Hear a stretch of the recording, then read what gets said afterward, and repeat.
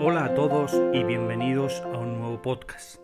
Mi nombre es Jonathan y es un placer para mí estar nuevamente a tu lado. El estudio de hoy lleva por título ¿Qué significa la cruz de Cristo? A través de este estudio queremos enseñar por medio de la palabra de Dios por qué la cruz es para nosotros poder de Dios, aunque para otros sea locura, aunque otros la menosprecien. Para nosotros, la muerte de Jesús en la cruz le da sentido a nuestras vidas. ¿Qué significa la muerte de Cristo en la cruz del Calvario? 1. Significa que era imposible que los seres humanos pudiéramos llegar a Dios por nuestros propios medios. El pecado que está en nuestra vida es un obstáculo imposible de superar por nosotros mismos. La palabra pecado significa separación y es lo que sucede en nuestras vidas cuando pecamos. Nos aparta de la misericordia y las bendiciones de Dios. En Romanos 3:23 nos dice la palabra de Dios: por cuanto todos pecaron y están destituidos de la gloria de Dios. Además, porque por medio de la ley era imposible salvarnos por la debilidad de nuestra carne. La ley es buena y perfecta, pero nosotros es imposible que la cumplamos. El único que cumplió la ley en su totalidad y perfectamente fue nuestro Señor Jesucristo. En Romanos 7, versículo 15 y 16, el apóstol Pablo dice: porque lo que hago no lo entiendo, pues no hago lo que quiero, sino lo que aborrezco. Eso es lo que hago. Y si lo que no quiero, eso hago, apruebo que la ley es buena. Solamente por medio de la muerte de Cristo en la cruz podemos llegar a Dios. Es el único camino. Hermanos y hermanas, no hay ningún otro camino. Dijo el Señor Jesús: yo soy el camino, la verdad y la vida. Nadie va al Padre si no es por mí. No llegamos a Dios por medio de las vírgenes. No llegamos a Dios por medio de las imágenes. Tampoco por medio de la flagelación o las penitencias. Solo y exclusivamente por medio de Cristo Jesús llegamos al Padre. Primera de Pedro 3:18. Porque también Cristo padeció una sola vez por los pecados, es justo por los injustos, para llevarnos a Dios, siendo a la verdad muerto en la carne, pero vivificado en el Espíritu.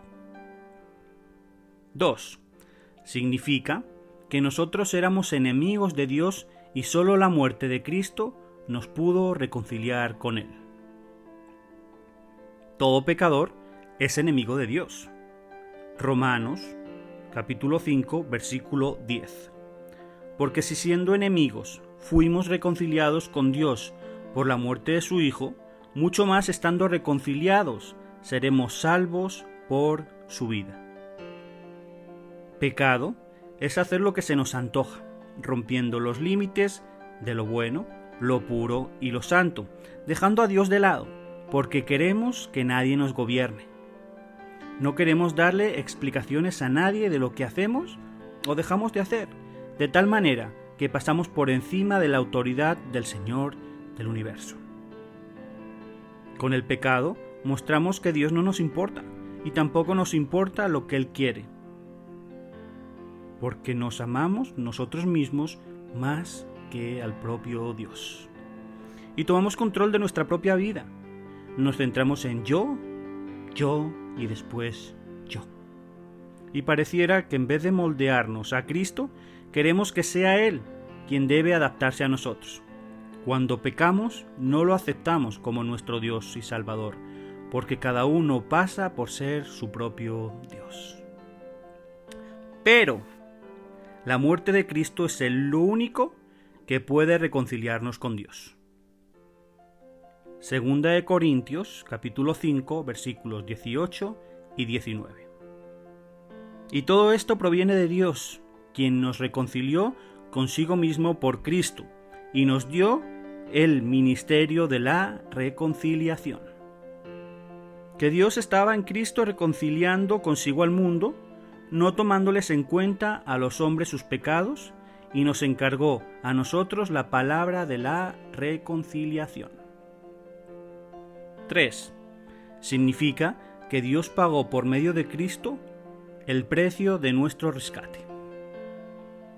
Nadie podía redimirnos, nadie tenía la capacidad de pagar el precio de nuestra libertad, porque todos los hombres son esclavos del pecado.